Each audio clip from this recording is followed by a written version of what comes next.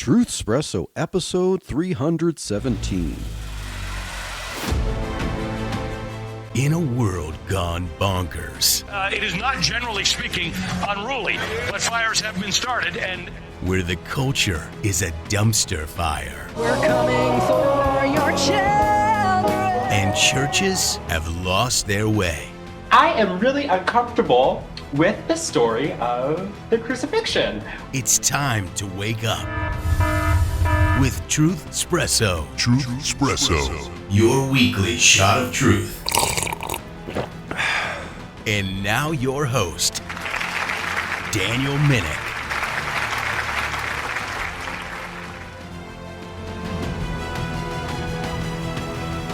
Well, hello there, friends, family, foes, and lurkers alike, once again for another episode of Truthspresso.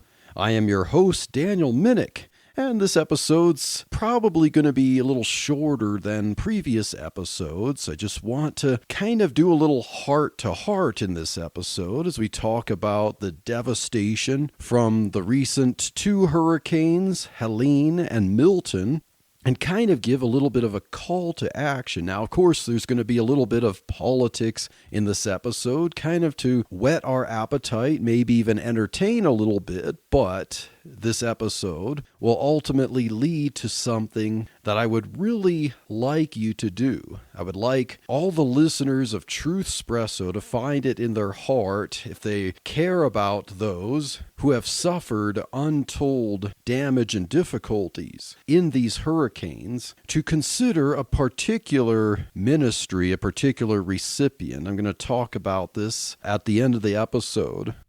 But first, I want to talk about a little bit of what Hurricane Helene looked like and did, and then what Hurricane Milton did. Then I want to see the way things have transpired in the media and in politics. And then we will see how we could rise above photo ops, rise above staged phone calls, rise above campaigns for political office, and all the snark and all the criticisms that go back and forth over these types of things, to just consider. We're not just talking about numbers. We're not just talking about statistics. We're talking about real people who have suffered, and that there are things that you can do, even if you're not able to go out there with boots on the ground to do things. So this 1-2 punch that came through Florida, starting with Hurricane Helene and then Hurricane Milton, has definitely made some lives much more difficult. And Hurricane Helene made landfall near Perry, Florida, late in the evening of Thursday, September 26, 2024. Now, Hurricane Helene was a powerful hurricane, not the most powerful as it made landfall, but pretty bad. It raked up through the southeast from north central Florida through Georgia, South Carolina, North Carolina, and Tennessee through the next day. And it had deteriorated to a post-tropical storm later on Friday, September 27th, and it eventually dissipated over land by Sunday the 29th. And the devastation from Helene wasn't just the force of its landfall in Florida, but how it caused flooding farther north.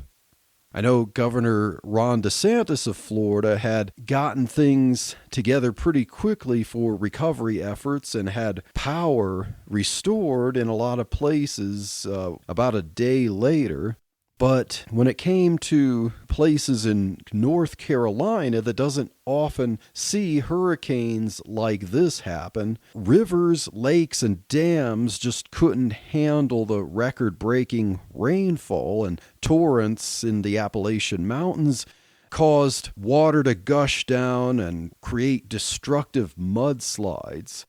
Asheville, North Carolina, saw massive flooding, and the Baltimore Bridge and significant portions of interstate highways had to be closed, and this unfortunately trapped many people because the routes to get out were now closed, and it made ground transportation difficult for rescue operations and to deliver supplies to people who were unaccounted for, and some still aren't accounted for in the floods. And then 2 weeks later, Hurricane Milton would make landfall once again in the Sunshine State of Florida, but with a different trajectory. Twice, while Milton was churning in the warm Gulf waters, it became a Category 5, and at one point became the 5th most intense Atlantic hurricane on record. On Wednesday, October 9th, it had weakened to a Category 3 before making landfall near Tampa, Florida, late at night. So Milton would be a night terror passing through central Florida before exiting the east coast of Florida by the afternoon, Thursday, October 10th. From its time before landfall and through Florida, Milton had spawned a record 126 tornado warnings. So that's the devastation and the difficulty of back-to-back hurricanes hitting Florida, taking different paths, but nevertheless making the lives of many people unexpectedly difficult. But when you have natural disasters, and especially during an election year, you're going to have a lot of politics along with the campaigning. And on Monday, October 7th, Kamala Harris said that she had tried to call Ron DeSantis as part of her efforts to manage hurricane preparedness and cleanup and stuff by talking to other governors too, and of particular one of them was Florida Governor Ron DeSantis of the state where Hurricane Milton would hit. So she said that she tried to call Ron DeSantis and was rejected. And so when asked about this on MSNBC as she was in a tarmac, she had this to say. NBC is reporting Governor DeSantis is ignoring your calls on hurricanes, resources, and help. How does that hurt the situation here? You know, moments of crisis, if nothing else, should really be the moment that anyone who calls themselves a leader says they're going to put politics aside and put the people first. People are in desperate need of support right now, and playing political games with this moment in these crisis situations, these are the height of emergency situations, is just utterly irresponsible, and it is selfish, and it is about political gamesmanship instead of doing the job that you took an oath to do, which is to put the people first. So, about DeSantis, Kamala Harris said that he needs to put politics aside and put people first, and to stop playing political games, and that his action with not allegedly taking her phone call, that it's about political gamesmanship. Okay, so according to Kamala Harris, Governor Ron DeSantis was putting politics over people because he allegedly didn't take a phone call from her. Now, Ron DeSantis didn't agree, and he thinks she was the one who was putting politics over people because he said he didn't know that she even tried to call because he was busy coordinating, making his own phone calls for many hours, and that Kamala Harris seems to be the one politicizing things. So from what I could see, Ron DeSantis wasn't doing photo ops about Hurricane Milton before it would touch down on Florida. He was busy spending hours coordinating preparations and relief efforts. Now, sure, he's not running for president anymore, but that's the thing. That's the question. Does running for president necessarily make someone have to be involved in calling people so that they can post on X or be interviewed on a news station to show that they're doing something? Is it really the job of the vice president to do something, or any presidential candidate to do something here? So let's listen to a clip where Ron DeSantis was interviewed on Fox News on October 8th, the next day, where they asked him a question and mentioned that Kamala Harris had tried to call him, and let's see what he had to say in response to that. Well, I think she should look in the mirror. We've been on an emergency footing for 2 weeks straight, round the clock, 24/7. We've been working, my office, our Division of Emergency Management, helping people prepare for Hurricane Helene, helping effectuate rescues of people after Hurricane Helene, helping people pick up the pieces of their lives after Helene, and then have to also turn around and prepare for major impacts and maybe even more impacts from Hurricane Milton, be able to have rescue personnel ready to help people, and then, of course, help with the power restoration, all these things to do. So that's been my sole focus. My focus has not been on dealing with Kamala Harris. I saw the news report. I didn't know she tried to contact me. But I'd also say it's not about you, Kamala. Right. It's about the people of Florida. My focus is exactly where it should be. And I can tell you this. I've worked on these hurricanes under both President Trump and President Biden. Neither of them ever tried to politicize it. She has never called on any of the storms we've had since she's been vice president until apparently now. Why all of a sudden is she trying to parachute in and inject herself when she's never shown any interest in the past? We know it's because of politics. We know it's because of her campaign. I have zero time to entertain these political games. We're going to continue to do what we need to do to prepare and respond to what may be one of the most damaging storms in the history of the United States. So she says focusing on protecting your people is selfish. I think she ought to look in the mirror.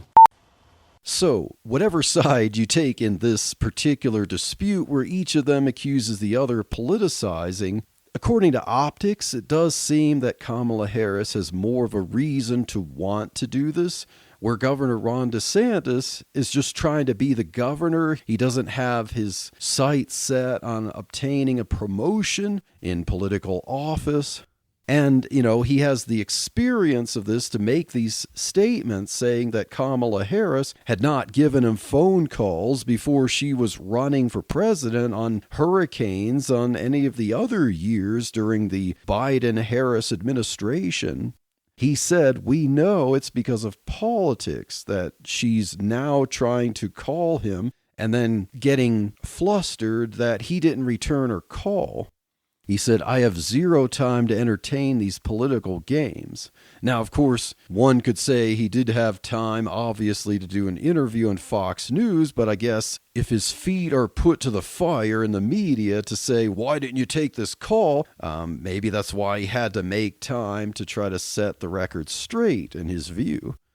Now, Kamala Harris seemed to be determined to get her photo op call. On October 9th, the next day, she got Ken Welsh, mayor of St. Petersburg, Florida, to do a staged phone call where both sides recorded the video. Now, it might make for good optics where you see split-screen video of Kamala Harris and Ken Welsh on a phone call, but it does make you wonder just how much planning went into this and how much politics goes into this. So let's see some of that phone call. Mayor Welch, it's Kamala Harris. How are you doing? Madam Vice President, thank you so much for checking in on us. We're getting ready, we're prepared, and looking forward to rebuilding after this storm passes through.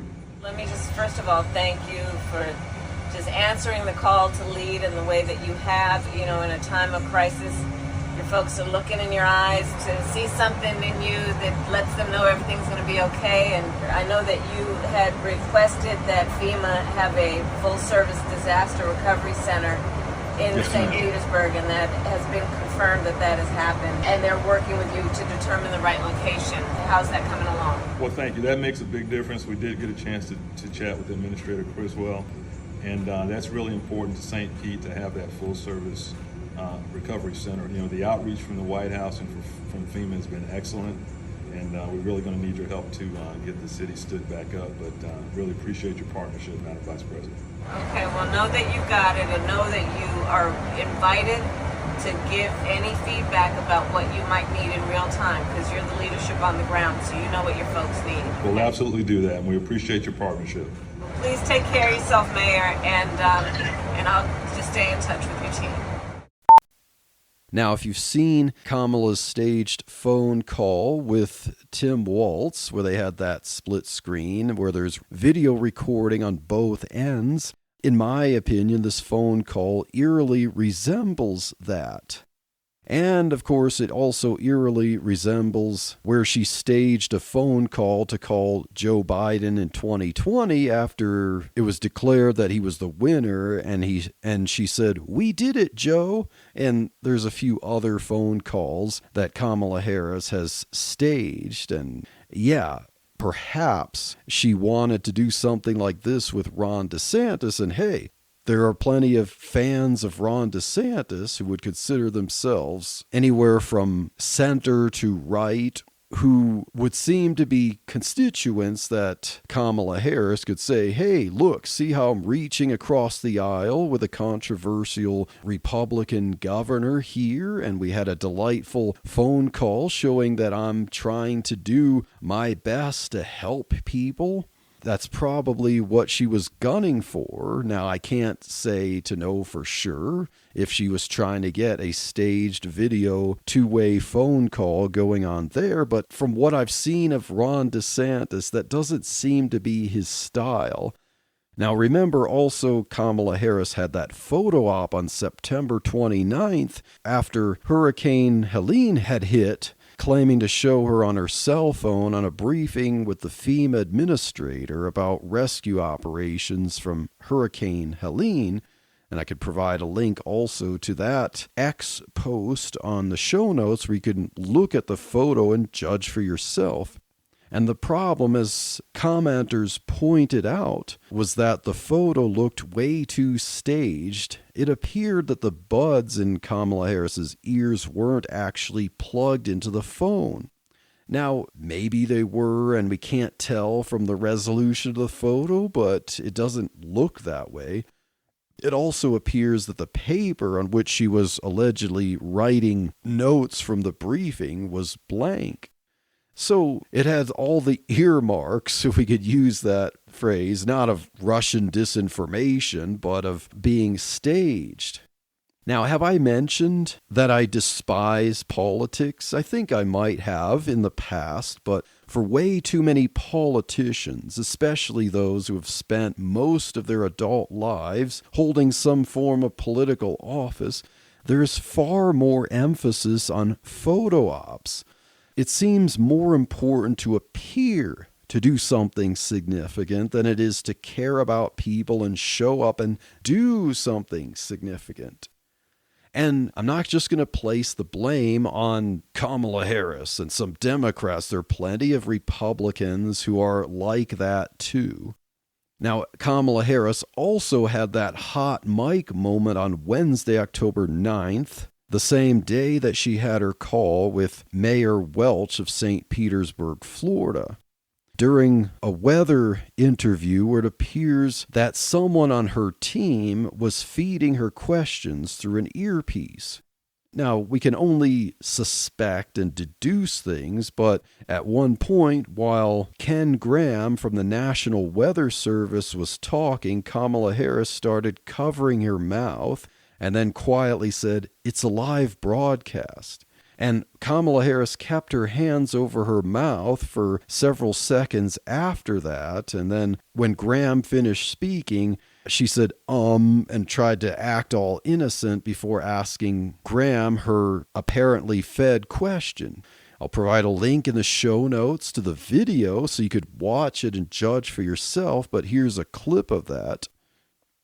Alafaya River, the Peace River, some of these type of traditional places that could flood. We really got to watch those areas and those communities. So it takes quite a while for that water to drain. Thank you very much. Hey, Ken, I have a question for you. You mentioned words matter, and I know there's a lot of media following this briefing. So there have been we've gone from a Cat 5 to a Cat 4, and the language that a lot of folks have been using is downgrade. It's a live broadcast. Community, so.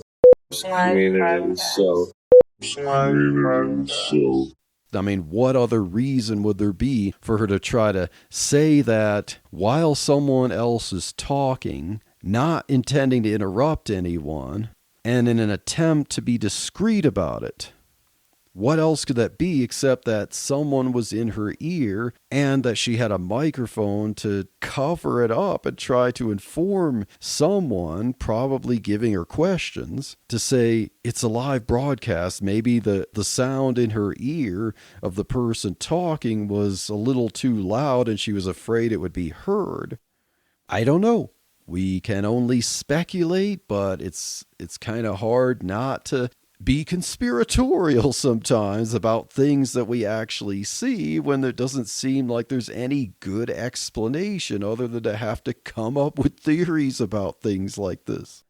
And not to mention more politics, Department of Homeland Security Secretary Alejandro Mayorkas spent a mere 6 hours viewing devastation from Hurricane Helene before hightailing a flight back to D.C. in time to get some early dinner sushi from his favorite luxury Japanese sushi place called Nobu.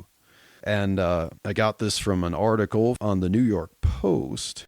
And it says of Nobu, quote, where sushi and sashimi selections are priced at $60 a plate, and the highest grade Wagyu steaks go for $40 per ounce, unquote.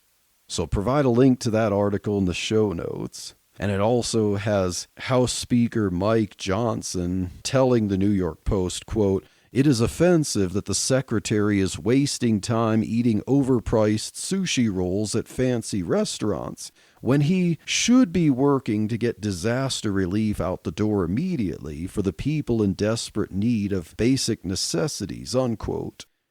Now, in some ways, I have to say I don't blame Mayorkas because I like sushi, and I'm sure that sushi probably has to be pretty good to want to get back there and not miss some dinner takeout there. But come on, if you're a public servant, this is just one token incident. We know Mayorkas faced impeachment in the House over his handling of the border. And this is not the only time where Mayorkas has shown that he's just flubbing his job, following politics, and living high on the hog. Now, are you sick of politicians exploiting natural disasters? Here is one way that I urge you to be practical rather than political. As I have said many times before, Truthspresso is a member of the Christian podcast community from Striving for Eternity Ministries, and I encourage you to check out other member podcasts at christianpodcastcommunity.org. I know Truthspresso is awesome and all, but I'd like to use a little humility here and say there are plenty of other awesome podcasts. And so check out more of them at christianpodcastcommunity.org. And another great member of the Christian podcast community is Aaron Brewster, who goes by the name A.M. Brewster. He actually hosts two separate podcasts. One is Truth, Love, Parent, and the other is The Celebration of God. And I will provide links to both of those shows, and I highly recommend that you listen to them. And Aaron is also a speaker for Striving for Eternity. So why am I bringing this up? Well, unfortunately, Aaron has experienced some hardship from Hurricane Helene. He stayed at his house in North Carolina to take care of his dad and tried to combat the flooding with powered water pumps. And so unfortunately, when the power went out from the hurricane, they couldn't stop the flooding and it continued. And while currently living on a meager ministry salary, Aaron Brewster has lost much of his livelihood in the flooding from Helene. And you can see from a photo in the link that I'm going to send you how the flood waters kind of go up to his mailbox, then they're covering his car and flooding a lot of his house there. So I would urge you, let's not be political and do photo ops. Let's be practical and give to those in need. So Striving for Eternity has set up a Give, Send, Go fund to help out Aaron and his dad. As soon as I heard about this situation when I was on the Theology Throwdown podcast, which is another one at Christian Podcast Community, Andrew Rappaport, who manages all this, at the end of the episode mentioned this. And so as he was talking about this right after he gave the link, as I was listening to him describe the situation, I was going out there to give my own donation. And I strongly urge you to give too. So go to givesendgo.com/SFE. That stands for Striving for Eternity. That's givesendgo.com/SFE. And I will provide a link in the show notes so that you can give too. Please have it in your heart to donate. Please open your hand wide for those in need. And imagine losing your house and your car and pretty much everything you've worked for. It's not easy to go through something like that. It's far easier to give to those in dire need than to be someone in dire need. Please do the easy thing and give and be a blessing as Jesus has told us to do. It's the biblical and Christian thing to do. Once again, that's givesendgo.com/SFE. Please, after listening to this episode of Truthspresso, whenever you can find the time, go to the show notes of this episode, click on that link, and please give a generous donation to help out A.M. Brewster. All the funds that go through Striving for Eternity, which is a 501c3 nonprofit, it will be tax-deductible charitable donation, so you don't have to worry about that. You can claim it on your taxes, but please, above all, show the kindness and love of Jesus. Please do not be political about hurricanes. Please be practical and help out fellow believers who are ministering for Jesus Christ. I hope that you enjoyed this episode of Truthspresso. Please stay tuned for more episodes, and God bless.